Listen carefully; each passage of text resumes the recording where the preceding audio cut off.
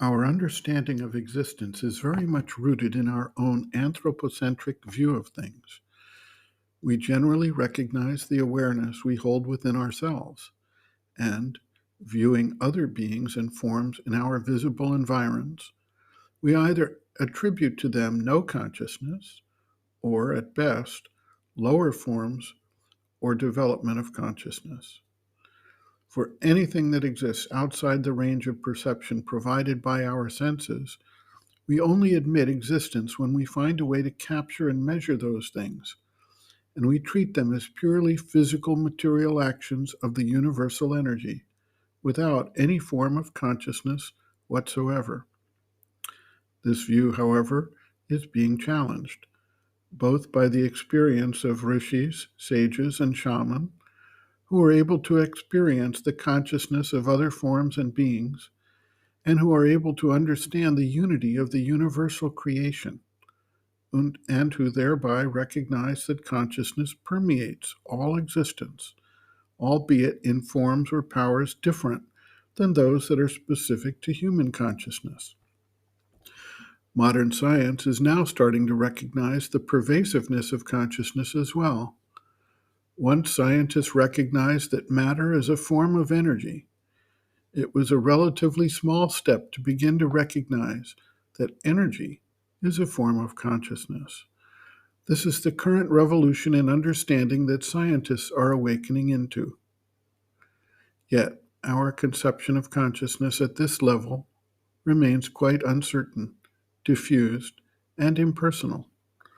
We attribute personality to our own individuality, but fail to recognize that there may be, in fact are, other beings who have personal awareness and who act as a conscious, self-directing force within the larger manifestation.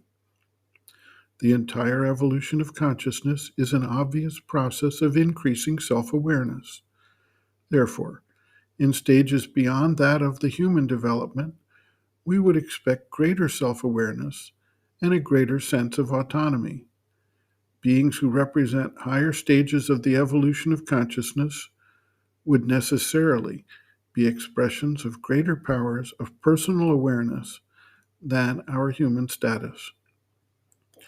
While consciousness is involved in matter and the early life forms, and thus does not appear to exhibit the characteristics of personality, it may also be that we simply do not perceive what may nevertheless be present.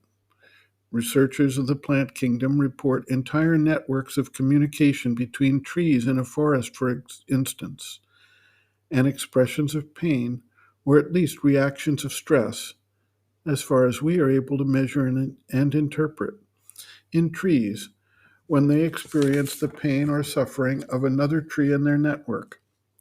Similarly, expressions of grief at the death of a member of a tribe of elephants is a well-documented phenomenon, implying once again individuality and a perception of relation that occurs between separate conscious beings.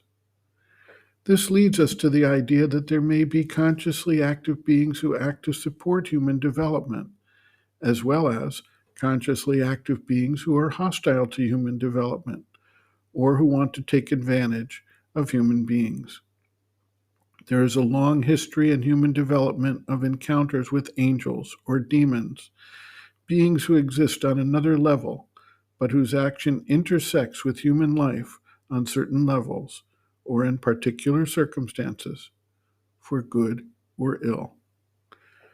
Do we live in a mechanical universe as the only conscious beings? Or is there a supreme conscious being who creates, organizes, contains, and constitutes the entire universal existence? Just as we can view light as either a wave or a particle, is it not possible to see the universe from both an impersonal and a personal aspect? Sri Aurobindo notes, quote, "The forces are conscious. There are besides individualized beings who represent the forces or use them. The wall between consciousness and force, impersonality and personality, becomes much thinner when one goes behind the veil of matter. If one looks at a working from the side of impersonal force, one sees a force or energy at work acting for a purpose or with a result. If one looks from the side of being, one sees a being possessing, guiding, and using, or else representative of and used by a conscious force as its instrument of specialized action and expression.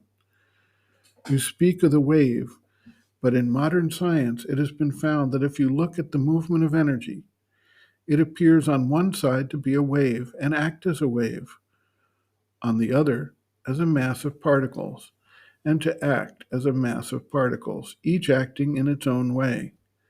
It is somewhat the same principle here. End quote. Reference Sri Aurobindo and the Mother, The Hidden Forces of Life, Chapter 4, Cosmic and Universal Forces, pages 83 to 84.